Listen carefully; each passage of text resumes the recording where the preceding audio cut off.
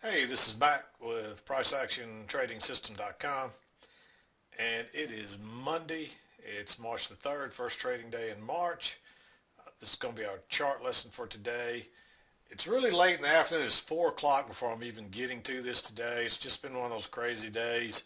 Um, the was really bad here today. I live in the deep south where all it's got to do is look like it's going to snow and they shut everything down. And so I was a little bit late getting in here today to begin with. It was a really good trading day. So I actually got my regular trading done and then did some more trading to show you some stuff. And so I'm going to do something a little different today. I'm going to talk about a few trades from Friday because I got some questions, multiple questions about the same area more than once, and I'm getting a lot of some of the same questions. So rather than go over all the trades today, I'm going to do a couple of different things today. Depending on how much time I have, I'm going to talk about a couple of things. I'm going to show you some trades. I'm going to talk about some areas from Thursday. But the first thing I want to do is just show you today. You can see this was a trading range day. It was real obvious this is kind of a trading range. Notice how prices are swinging from each side to the EMA. We had a little channel working up here. We got the break. We moved to a new high, and then we got the channel coming down. We got a break and moved to a new low.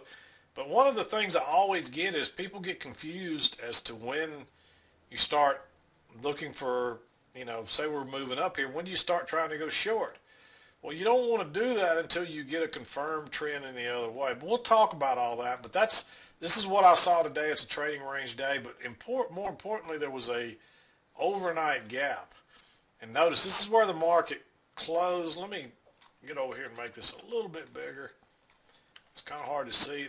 That was the other thing I wanted to mention. There was an extremely large amount of volume today.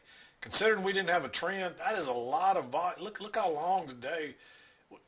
This is where we opened up in the overnight, and this is where we closed at 3:15 Central Time right here. And look at the volume. Look how long that day is. I mean, that is a huge day. Not to get any more movement than we did. That is a lot of volume.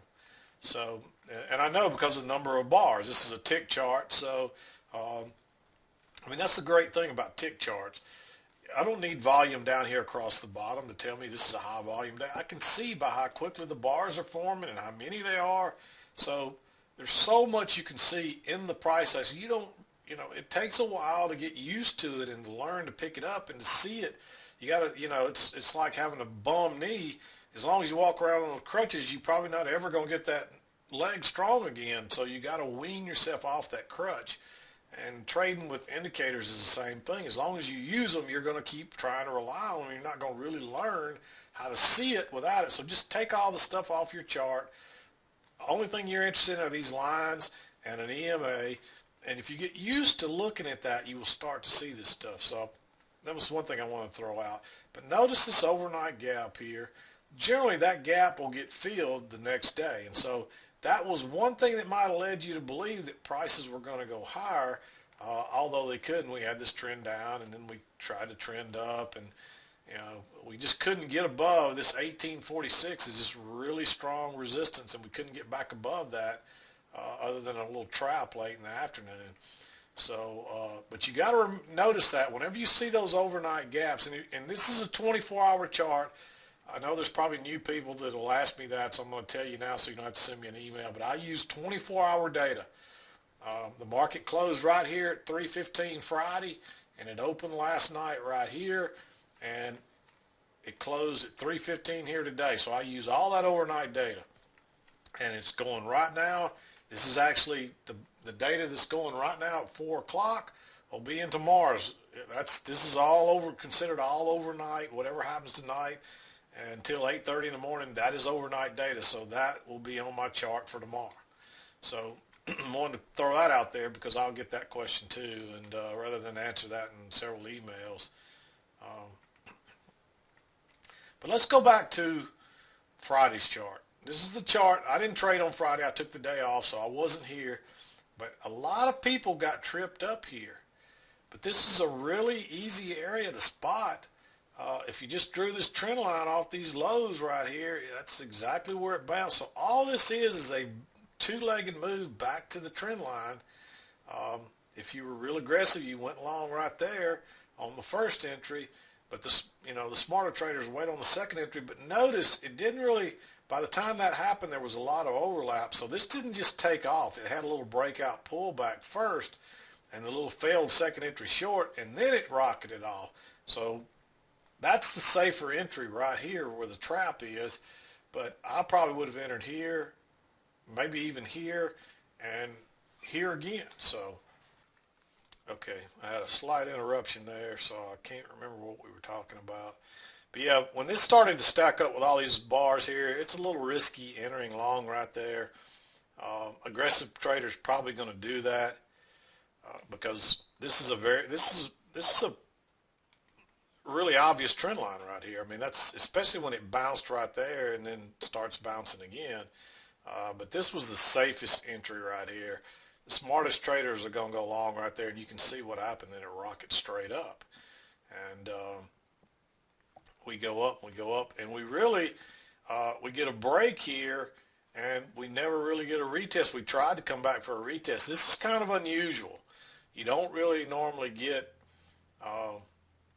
one that just turns after a break of a trend line and sails off like that. So it's a little bit unusual.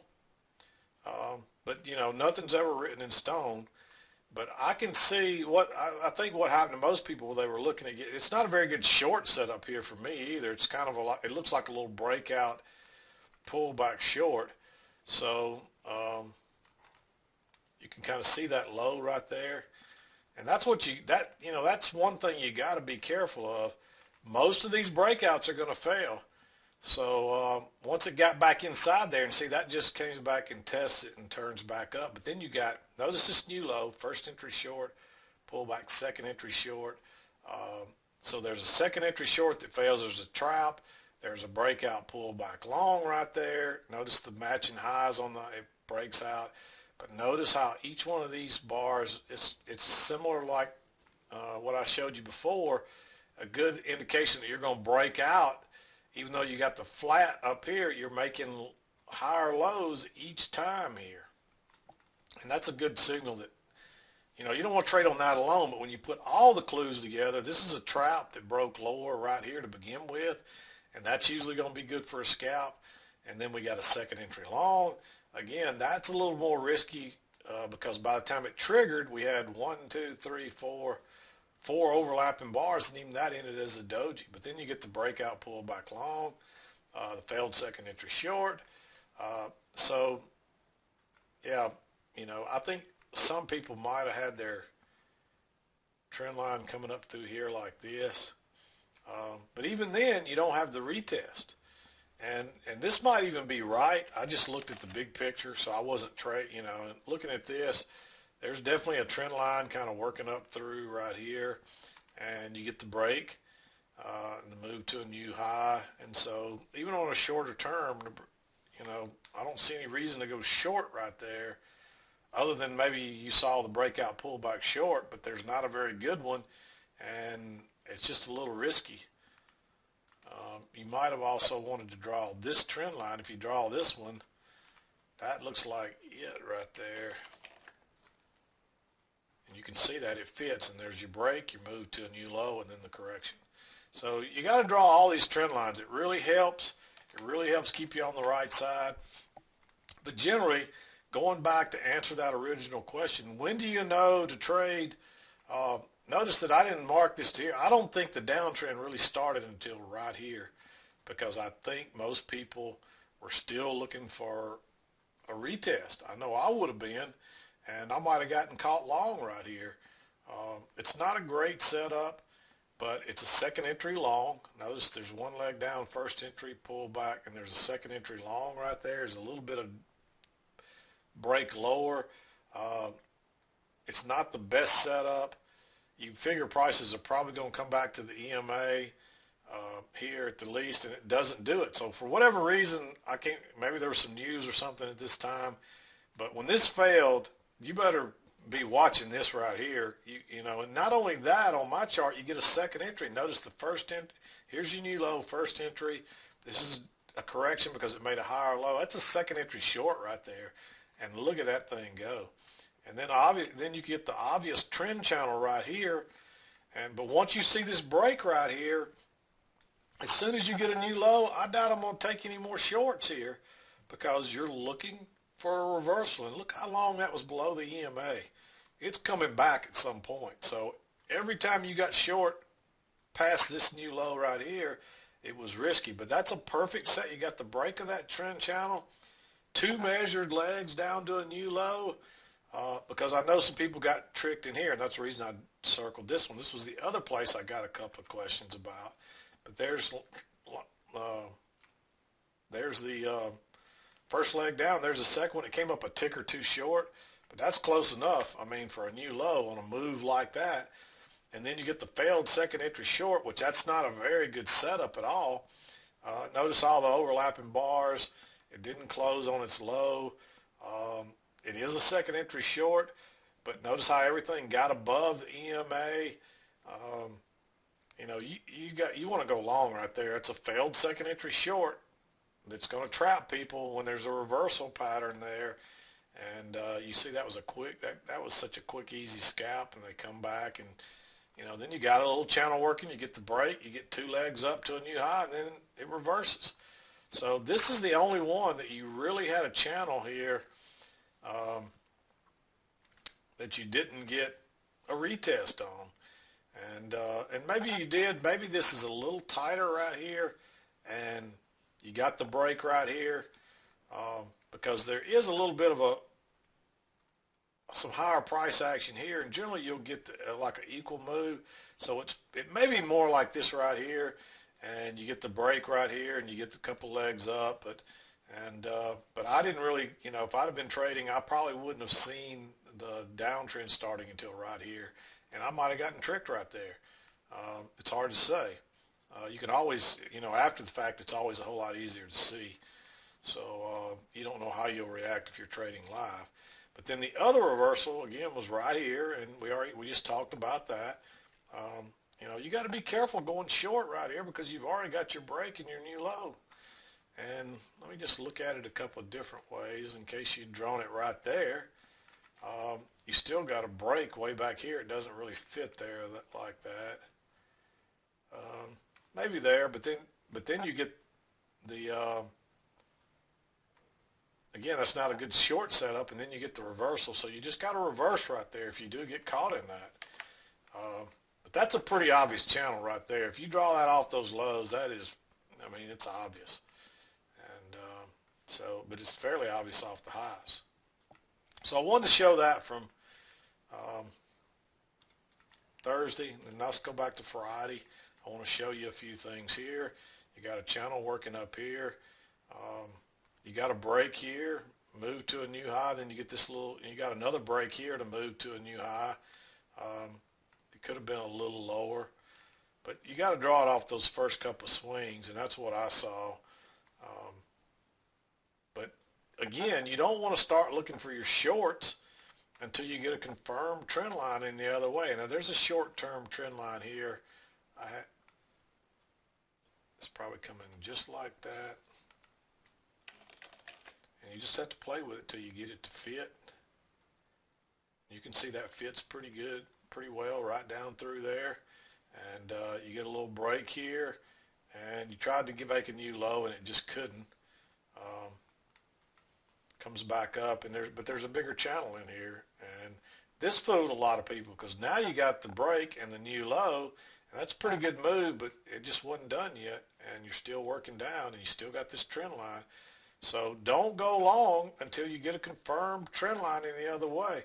Now early I saw this it looked like it was going to be a spike in a real tight channel, and I think that it is, because notice that break right there, then the new high, it looked like it tried to sell off. But you got to be careful on a move like that. You're almost always going to get another leg up. And so I measured this leg up, and I was looking for another one. You see we got that to the tick, and it tried to sell off again, but it wasn't done yet because there's a spike in channel here, and there's probably even I'm going to say there's a midline right in the middle of that. You can see that. It's not as important a midline, but it's still there all the same. So you got to stay with this channel until you get something confirmed going any other way, and you finally you actually had a break and a new high, and then you got the one working down, and you stay with this channel, you get the break, a new low, and then you're working this way, and then you got a break and a new high, and it was trying to sell off. We may go a little higher. I don't know. This is a trading range day, really, and there was a pretty much equal overshoot the top and the bottom. Let me back out so you can see that again.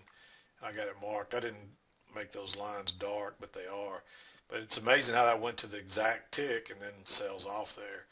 And so I wasn't the only one that saw that. All the smart traders started exiting. But I was done. I started late, got done early, and then I was going to try to take my 2 trades as I've been demonstrating.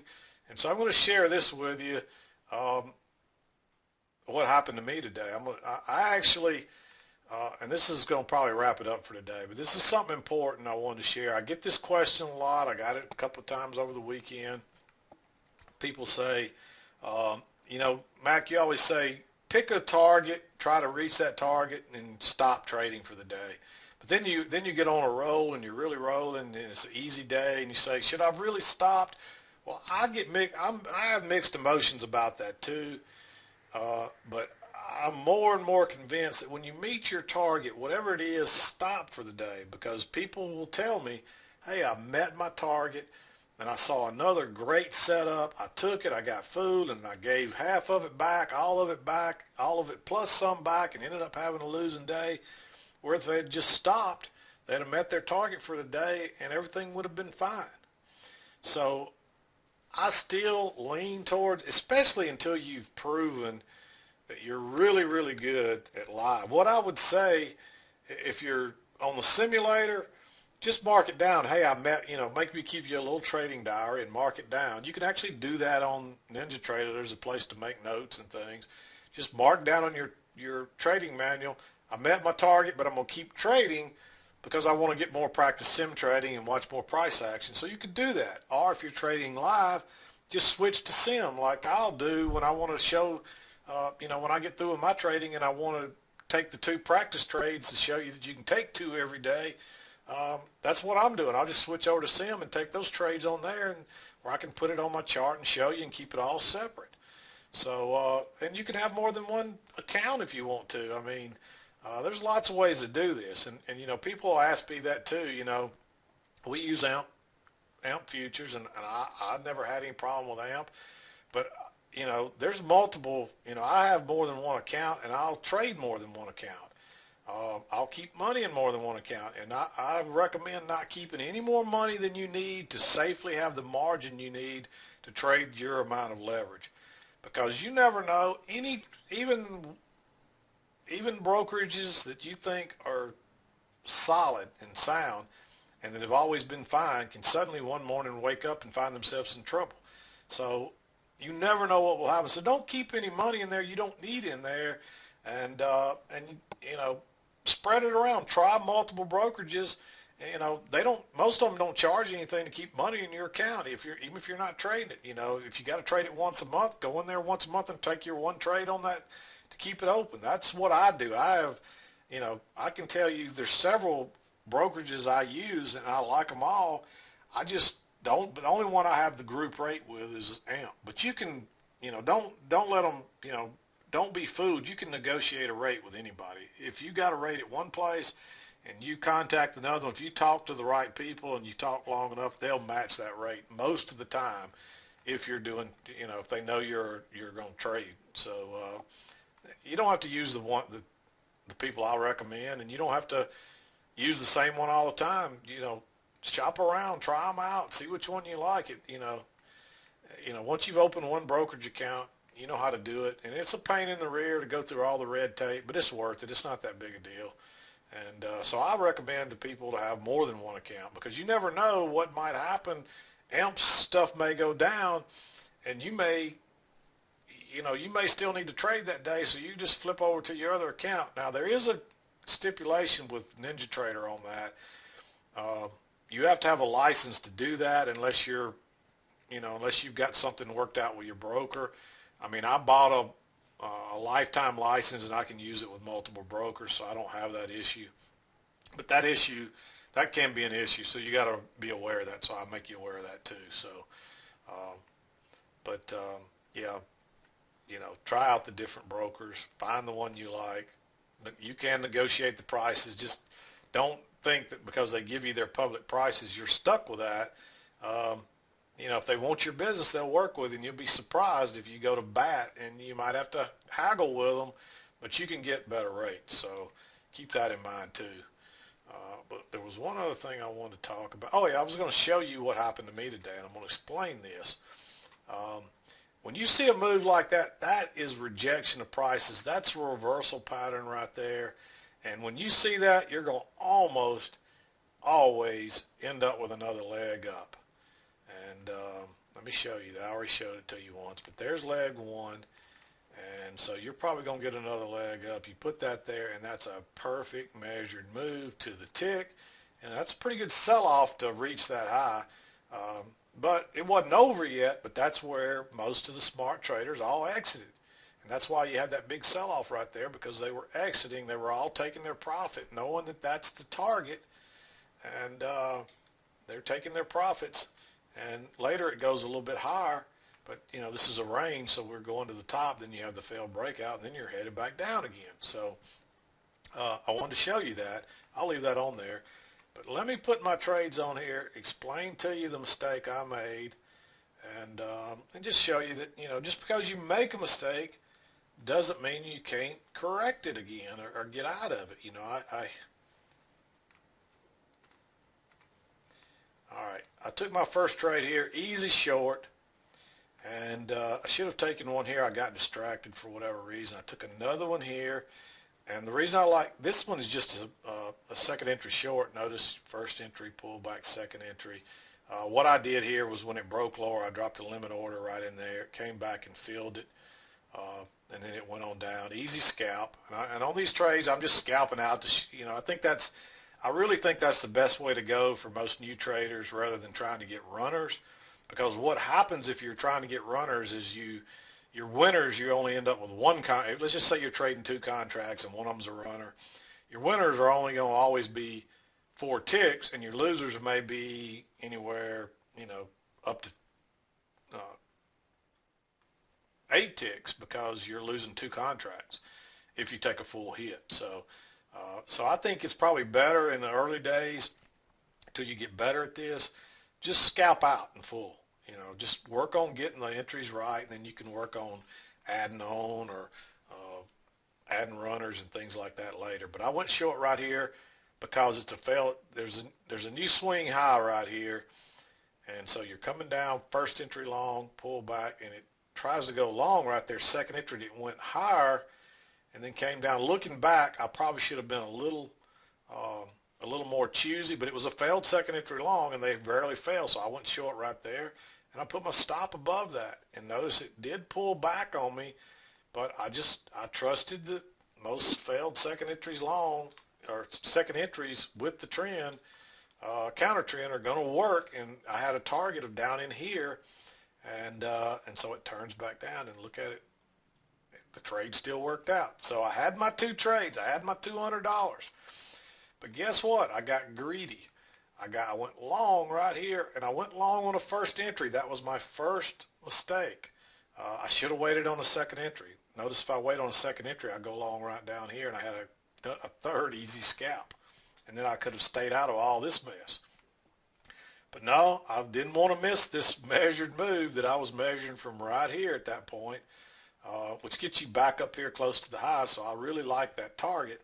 So I went long right there.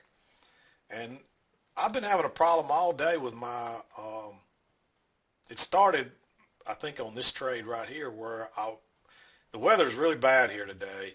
And for whatever reason, I kept losing my internet connection. It would just be for a blink, for a split second. But it would go off for a second. When it come back on, this thing was moving pretty good. It moved, and I didn't see it move. And so here, I had my stop 2 ticks below this bar, and somewhere in here it blinked out, and when it came back, this thing was rocketing down. It hit my stop like that, which I would have probably got stopped out anyway. I might have exited right here because of that trap. That's a failed second entry long. Uh, but I was, I had my stop down here, and I'm thinking, hey, it's blinking on and off. I'm probably going to get this. I was really confident I'm going to get this measured move, and I got stopped out. So I went from having my $200 in the bank to being down $239. So when I got stopped out right here, I'm down $239. Um, so I got to start all over again. So I waited on this trap right here. I should have gone long right there, but now I'm being more conservative. So I wanted to wait on a second entry. So when it pulled back here and turned and broke out, I went long right in there. Um, Actually, no, I waited on the failed second entry short, and it went up here, I think, because it's showing me long in this bar, but I want to say I went long right there. Um, I'm almost positive I went long right there on that failed break. And then I went long when we had another failed second entry short right here. So, or we really didn't have another failed second entry short. We just had another break lower. And so I added on right there. And what I did, instead of getting my 4 ticks, I was going to shoot for this measured move. So I was being a little risky here yet again. I should have probably just taken my scalp right there and been done with it. Um, but I was really confident in this. I knew I felt I was reading it right. It just took a little while to get going, and they trapped people and they ran stops on people. But I kept my final stops on these last 2 trades, so I put on 2 here and I put on 2 here, and really this one was the right move because I could have scalped out with my 4 ticks easily. But I didn't want to. I wanted to be done for the day. I wanted to ride this out so I could get my $200+ back. Um, so I really was screwing up all the way around. Um, but the thing was, only good point is I was reading this properly, and I was able to end up exiting up here, and I ended up making $249 for the day, and that's after commission. So, and I could have got quite a bit more out of it, but by this time I'm saying, hey, I've really screwed up here. I'm going to take what this thing's giving me. I'm back where I wanted to be, and I'm exiting, and I'm getting out, and I'm done for the day. But so this was a good learning opportunity for people. A couple different reasons. First, when you hit your target, stop. No matter how good, that is the best looking. That is excellent rejection off that. That's a perfect reversal pattern. And for whatever reason, it stalled. I can't explain it, but it stalled. Then it gives you a second entry that's not very good, but it's still a second entry, and it fails. And so there's a great trap right there to the short side that, if you're not already long by being greedy, you get a short, then you get a perfect long, and in 2 easy trades, you're back out of this. But that's what happens. A loss will mess you up, and you start thinking differently. And this is probably the worst trading I've done in a long time. And of course, I knew I was on the simulator, and that, you got to try not to think like that. But I felt confident that as long as prices didn't come below this point right here, I was going to get my measured move. And but once it turned back down and we got hung up down here again, I wasn't quite as confident anymore. And so I just took what it would give me. When we got a new high, I noticed I had it 1 tick above that, and plus that was going to get me back above $200. So I ended up making $249 after commissions on these. I took 1, 2, 3, 4, 5 trades, and I had one loser in there I let that one loser take all my original $200 when I should have been done because that was my target for the day. So a lot of learning lessons here that I felt this was probably better to show you than to even show you the trades today. So we're almost 30 minutes into this thing, but let me show you this one more time. I had my $200 right here, and notice how close I got out to the low within a few ticks. That's perfect. And look at that reversal. And that is a beautiful first entry. Um, why it didn't work, I don't know. I really liked it. I really thought we'd shoot on up, and at the very least make a new high here, but I really thought we'd probably make another real fast. But that's generally what will happen. You'll eat one leg of a two-legged move will be really strong, and the next move is a lot more choppy. And I probably should have reminded myself of that. But I entered long here, was wrong, got stopped out here. I entered long again right here on a second entry. It comes back. Um, it never got below right here, but I was using a 2 point stop. I really wanted to keep my stop below this, and I took a chance by adding on another set of contracts and moving my stop down below here. But I felt confident that this was the low of the range, that we were going to get a measured move, that we might go to the high of the range, and this time I got lucky. But you won't always get that lucky. So, but I was trading a little. I mean, this is what a loss will do to you. It'll start making you do silly things. Even though originally when I entered here, it wasn't such a bad entry. What I should have done, uh, actually going back to this trade, when we ended up with these two dojis, I probably should have exited here with what it would give me. I could have gotten out with a tick right here, but I really thought it was going to go on up that time. Um, but the best trade was to wait till on this move right here and get long right here. And but again, I went long here. It just got kind of hung up, and then it was obvious this is kind of a trading range. Look how everything's still above the EMA. There's a good chance there's a trend line down here somewhere. This is a spike in a channel is what it is. And, you know, but you can't really gamble on that, and that's what I did right here. So I need to slap myself on the hand and say that I probably got lucky, that I was reading it right, because I could have been reading it wrong, and I could have got stopped out. So not much else I can say about it other than, again, the learning lesson is when you hit your target, stop.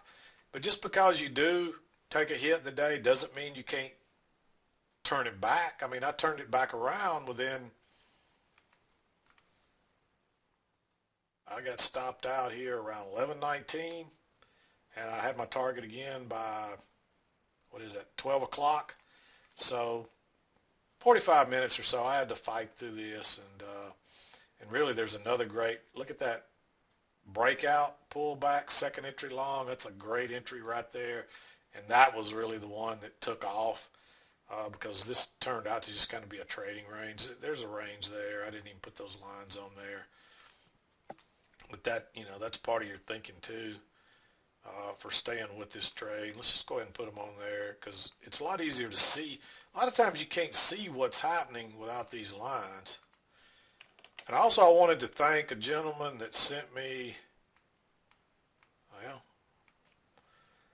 I've had some mouse troubles, and you can see that range right there. We failed out the bottom, we failed out the top, and then notice how we came back and tested that area twice more, really three times, 1, 2, 3 times. This was really the new low, and then we tested it 2 more. That's a perfect setup there. So if you're just patient, I wasn't very patient. This entry right here was pretty good, because it was a failed second entry short, and that would have, and there was a scalp there but I didn't exit it because I really thought we were going to go ahead and get that thing. So I outsmarted myself once again right there. So that was another mistake.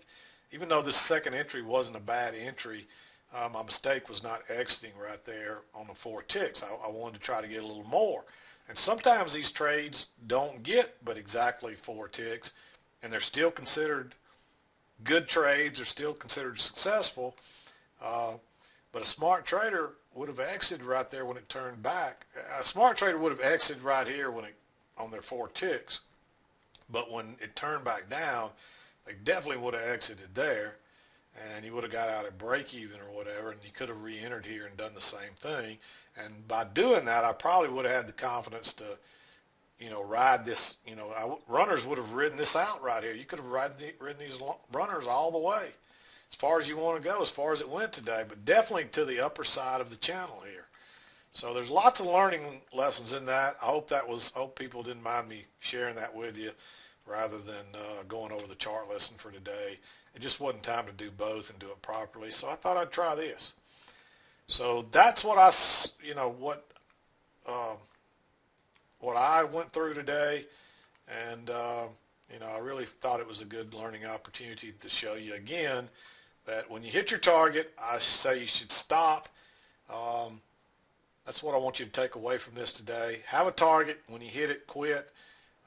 When you make a mistake, don't be in too big a rush to make it back. Be patient. Wait on the best setups instead of taking that first entry. If I'd have waited on the second entry, um, it would have been a whole lot better because there's two measured legs down to right here, and that was an easy scalp.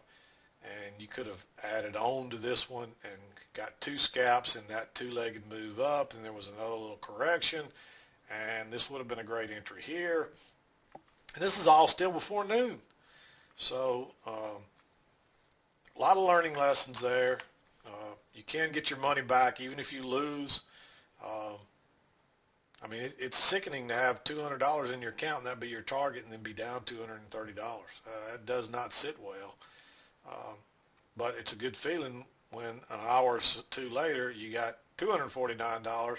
So if you take away the losers, by not making a mistake, then you had a $500 day. So think about that. So try not to make the mistakes, and don't, when you do hit your target, exit. So this video is getting really long. I didn't mean to keep talking about this, but this is good learning stuff. So I felt it was worth sharing. So anyway, going to wrap it up. This is Mack with PriceActionTradingSystem.com, and we'll see you next time.